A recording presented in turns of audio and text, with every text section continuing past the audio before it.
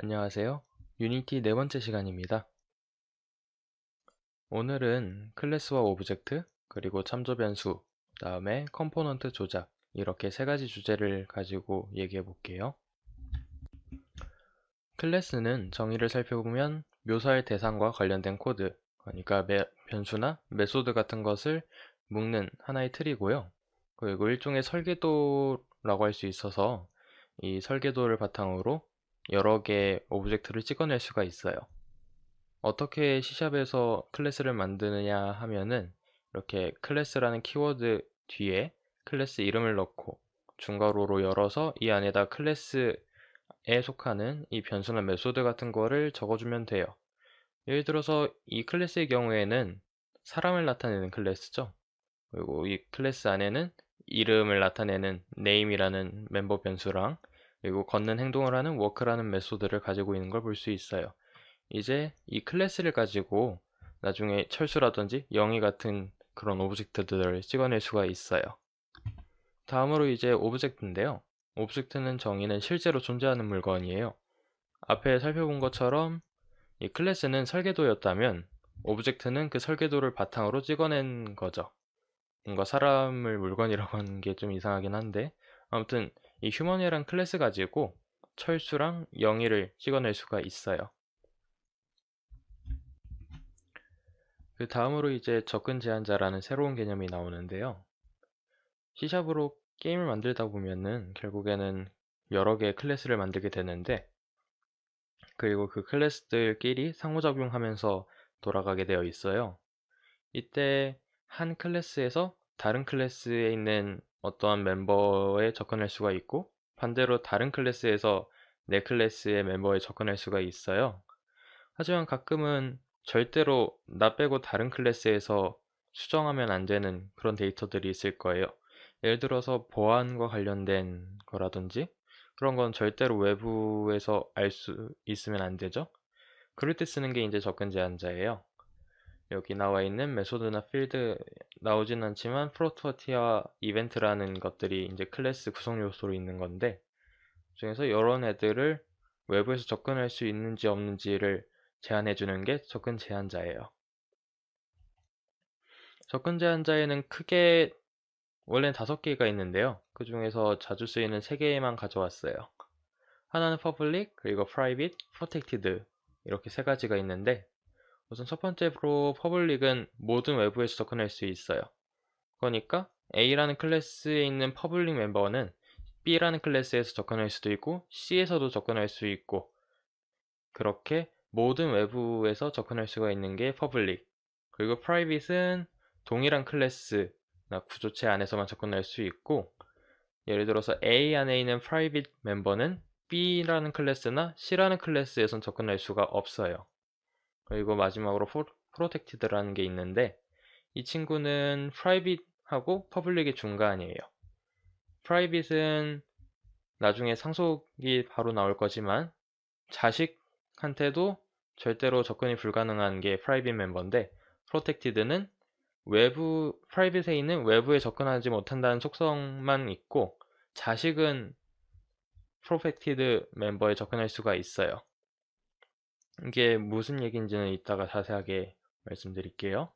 우선 이 접근 제한자를 사용하는 방법은 이렇게 메소드나 혹은 멤버 변수 앞에 붙여주면 돼요, 단순히. 이렇게 하면은 이제 func라는 메소드가 이제 프라이빗으로 되어 있으니까 외부에서는 접근을 못하는 거죠, 이 func라는 메소드에. 이제 자세하게 하나하나씩 설명드릴게요. 우선 첫 번째 접근 제한자 public인데요. 이 친구는 예를 들어서 A라는 클래스의 데이터일 이 n이 전부 다 퍼블릭이라 되어 있으면 B라는 A가 아닌 다른 클래스에서 이 요소들의 접근이 가능한 거예요. 그리고 그 다음으로 private이라는 접근 제한자는 A 안에 있는 이런 요소들의 외부에 있는 B에서는 절대로 접근할 수가 없어요.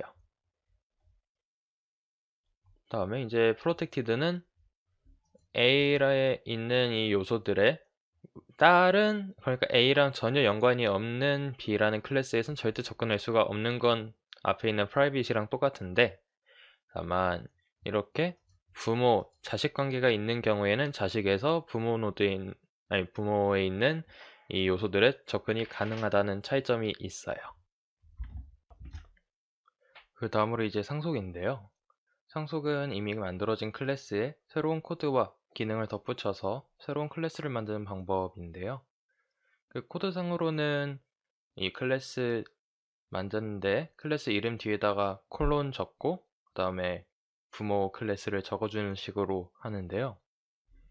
이거는 그림으로 나타내면 부모 클래스에 있는 부분에다가 자식 클래스에서 새로 추가된 부분을 더해주는 형식으로 해서 이 커다란 노란색 타원이 자식 클래스에 있는 부분이 되는 거겠죠.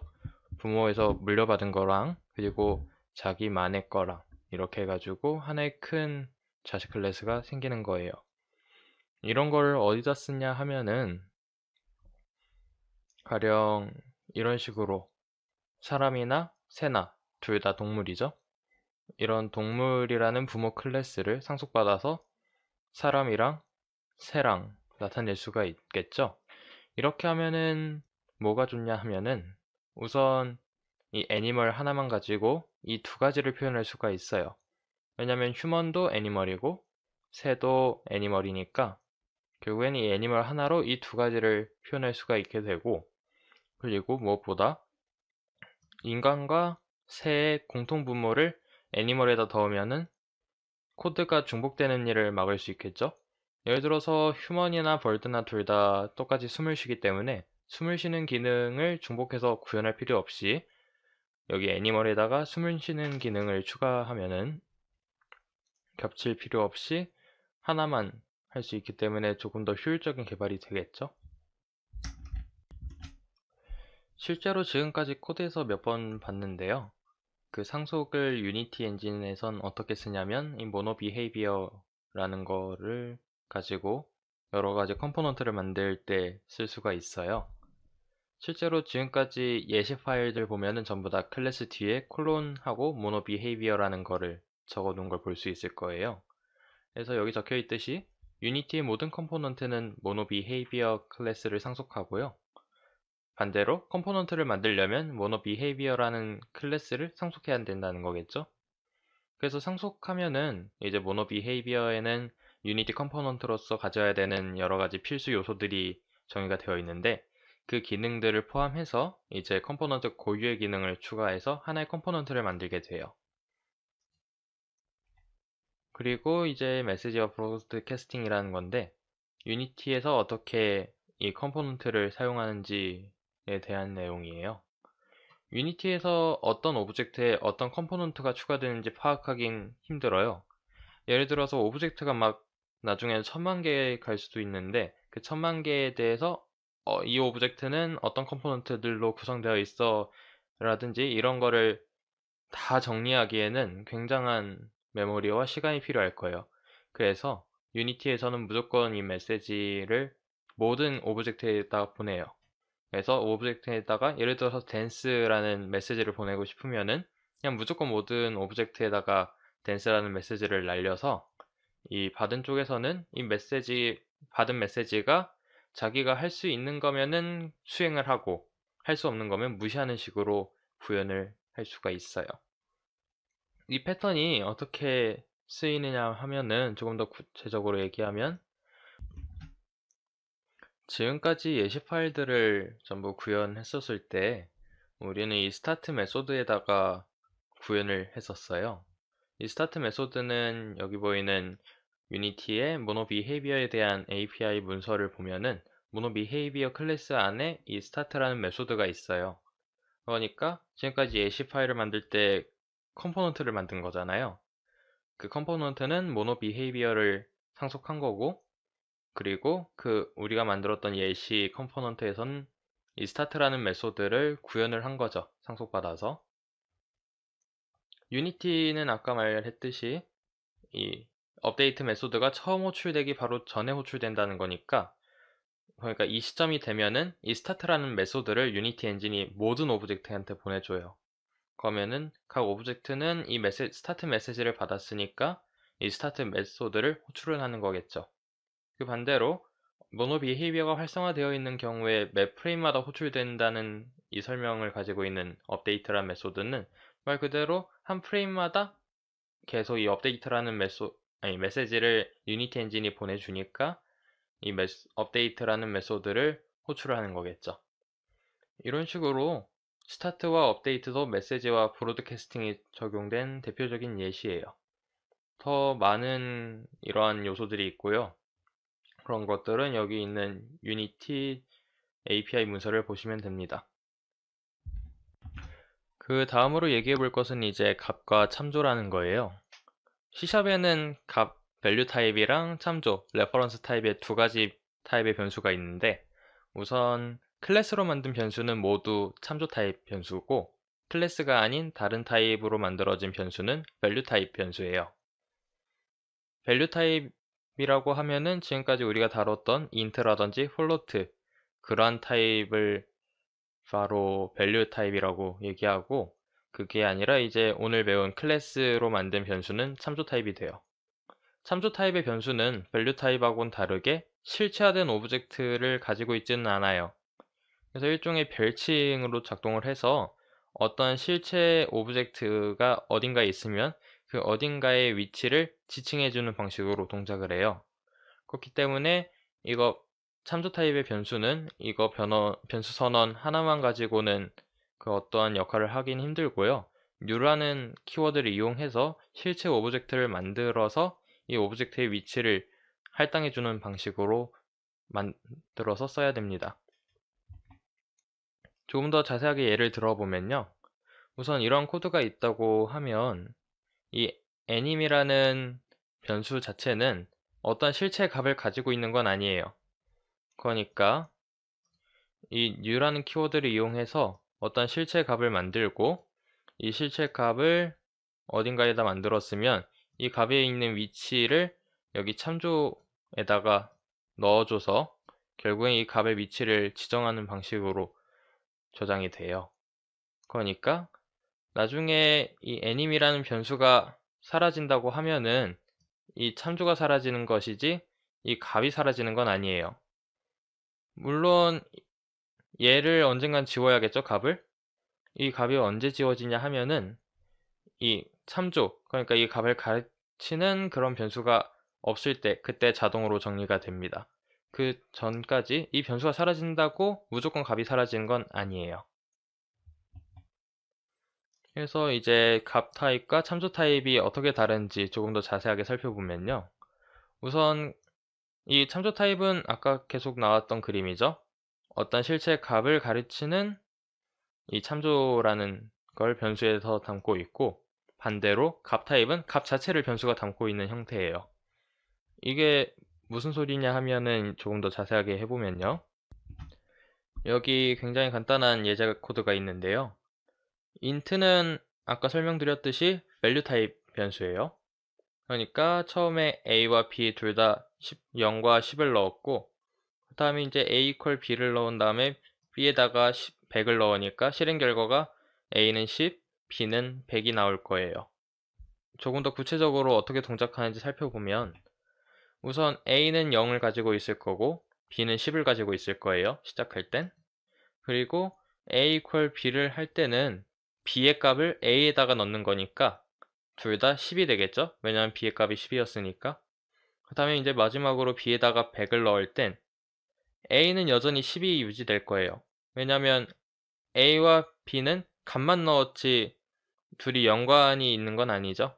그렇기 때문에 a는 계속 10이라는 값을 유지할 거고 다만 b만 값이 100으로 바뀔 거예요. 이렇게 동작하는 이유는 int가 value 타입이기 때문이에요. 하지만 만약에 int가 value 타입이 아니라 reference 타입이라고 가정을 해볼게요. 그러면 처음에 a equal 0에서 0이라는 어떠한 값의 위치를 담고 있겠죠, 변수 a는. 반대로 10이라는 값의 위치를 b는 담고 있을 거예요. 그리고 당연히 이 둘의 위치는 다를 거예요. 물론 이 값은 의미의 숫자고요. 그럼 이제 두 번째 a equal b에서 이번에는 A에다가 B를 담는데 A는 값 자체를 담고 있지 않고 역시 B도 값 자체를 담고 있지 않고 다만 이 값들의 위치만 담고 있겠죠? 그러니까 아까랑 똑같은 관점으로 보면은 이 B에 있는 값, 그러니까 0x101이 A에다 넣어진 거예요. 그러니까 이 실행 결과에 의하면 A는 또 이제 0x101을 가르칠 거고 그리고 B도 0x101을 가리킬 거예요. 그렇다 보니까 어떻게 되냐면 A와 B 둘 다 10을 가리키고 있는 거겠죠? 반대로 0은 이제 더 이상 가리키는 그런 변수가 없게 되는 거예요. 뭐 나중에 사라지겠죠? 마지막으로 이제 B에다가 100을 넣으면 둘 다 똑같은 이 위치를 가리키기 때문에 B에다가 100을 넣었을 때 이 위치가 바뀌겠죠? 그러면 이제 A가 가리키는 것도 100이기 때문에 결국에 A와 B가 가리키는 값은 둘 다 100이 나올 거예요. 아까 전에는 10과 100이 나왔는데 밸류 타입이라서 만약에 레퍼런스 타입이라면은 둘 다 100, 100이 나오는 거죠. 이런 식으로 밸류 타입과 레퍼런스 타입은 돌아가는 양상이 달라져요. 이제 이 레퍼런스 타입 변수의 이런 성질을 이용해서 어떻게 유니티에서 사용할 수 있는지 한 가지 예제를 들어볼게요. 네, 한번 박스가 위로 점프하는 그런 걸 만들어 볼게요. 우선은 하이어라키에서 플레인이랑 그리고 큐브가 만들어주고 각각 위치가 지금 이상한 데 가 있으니까요. 우선 플레인을 0,0,0으로 옮겨주고 박스는 역시 일단 0,0,0 해주는데 얘가 약간 파묻혔죠? 그러니까 한 0.5 정도로 Y를 설정을 해줄게요. 그럼 이제 적절히 올라온 걸 볼 수 있어요. 그 다음에 이제 프로젝트에서 create C# 스크립트 만들어주고 이름은 점퍼로 할게요. 번쩍 뛸 거니까. 이렇게 만들어졌으면 이제 더블 클릭해서 수정해 볼게요. 우선 업데이트는 쓰지 않을 거기 때문에 지워줄게요. 그리고 이제 public rigid body my rigid body로 해서 rigid body 멤버 변수를 하나 만들어 줄게요. 지금 여기 뒤에 new라든지 아무것도 안 적었죠? 얘는 이따 이 퍼블릭으로 한 거에서 눈치채시겠지만 이따가 유니티 엔진에서 여기에다 값을 넣어 줄 거예요. 어떻게 넣는지는 이따가 알려드릴 거고요. 아무튼 여기 my rigid body에 어떤 실체 오브젝트가 들어온다고 가정을 하고 스타트에서 my rigid body add force 해서 위쪽으로 500만큼의 힘을 줘 볼게요. 그러면은 이제 rigid body가 들어오면은 이 rigid body에다가 Y축의 방향으로 500만큼의 힘이 들어오겠죠. 이대로 저장을 누르고 다시 유니티 엔진으로 들어오면요. 네, 박스를 띄게 할 거기 때문에 박스를 누르고 그리고 박스에다가 물리 효과를 주기 위해서 여기 add 컴포넌트에 rigid body 검색하셔서 추가를 할게요. 그리고 이제 이 점퍼 클래스를 점퍼 컴포넌트를 박스에다 넣어 줄게요. 이렇게 점퍼 스크립트가 박스에다가 추가된 걸 볼 수 있고요. 지금 보시면 여기 my rigid body 해서 뭔가가 생겼죠? 이때 여기를 퍼블릭이 아니라 예를 들어서 프라이빗으로 할게요. 그러면은 이 프라이빗 때문에 이 my rigid body는 더 이상 점퍼가 아닌 다른 클래스에선 접근할 수가 없어요. 실제로 안 그런지 볼게요. 네, 보시면은 프라이빗으로 바꾸니까 점퍼 스크립트 칸에 더 이상 my rigid body가 안 뜨죠? 그래서 이런 식으로 유니티 엔진에서 접근할 수 있게끔 바꿔주려면 무조건 여기를 퍼블릭으로 해줘야 돼요. 퍼블릭으로 해준 다음에 저장을 누르고 다시 돌아보면은 my rigid body라 해서 뭔가 뜨는 걸 볼 수 있어요. 여기다 값을 이제 어떻게 넣느냐 하면은 그냥 이 리지드 바디를 끌어다가 여기에 갖다 넣어 주시면 돼요. 그럼 이제 여기가 없다라고 떴었던 게 여기 큐브의 리지드 바디라고 바뀐 걸 볼 수 있죠. 이제 이대로 실행을 해볼게요. 이 플레이 버튼을 눌러주면은 이제 박스가 위로 퐁당 뛰는 거 보이시죠? 네, 이런 식으로 이 모노 비헤이비어를 만든 점퍼라는 컴포넌트, 그러니까 뛰게 해주는 그런 기능을 가진 컴포넌트를 구현해봤고, 그 컴포넌트에다가 이 리지드 바디라는 참조 변수를 어떻게 받는지까지 살펴보았습니다. 여기까지 이번 유니티 네 번째 시간 마칠 거고요. C샵은 이제 더 이상 다루진 않을 거예요. 혹시 C샵이 필요하시면은 카페에 보시면 작년에 스터디했던 자료가 있거든요. 최대한 그 PPT만 봐도 공부할 수 있게끔 많은 내용을 써두었기 때문에 아마 보시는데 큰 문제는 없을 거라 생각돼요. 이제 이번 시간이 끝나고 다음 시간부터는 실질적으로 유니티 가지고 어떻게 게임을 만들지, 예제 게임을 직접 만들어 보는 시간을 가져볼게요. 고생하셨습니다. 감사합니다.